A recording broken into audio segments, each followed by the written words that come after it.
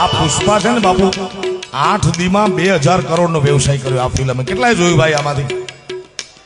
તમે બધા પુષ્પા વાળા છો મને એનો વાંધો નથી પણ સાયરામ એમાં તમે જોયું હોય તો ખ્યાલ હોય કે એમાં ડાયલોગ આપણા સૌરાષ્ટ્ર ગુજરાત કચ્છ કાઠિયાવાડનો બોલતો હોય દાઢીમાં હાથ નાખી તાર જેવી દાઢી છે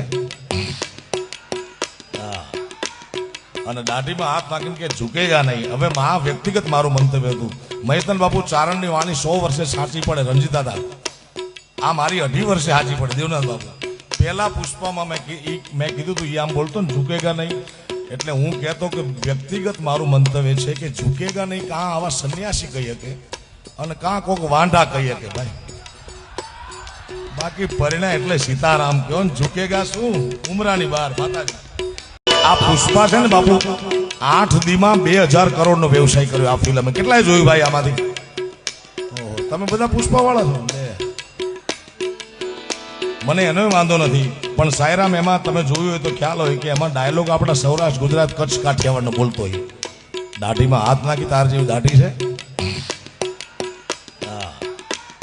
અને દાઢીમાં હાથ નાખીને કે ઝુકેગા નહીં હવે આ વ્યક્તિગત મારું મંતવ્ય હતું મહેતન બાપુ ચારણની વાણી 100 વર્ષે સાચી પડે રંજીતા હતા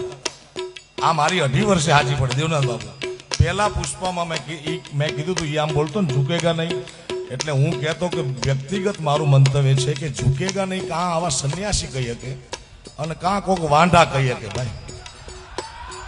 બાકી પરિણા એટલે સીતારામ કહો ને ઝુકેગા શું ઉમરાની બહાર માતાજી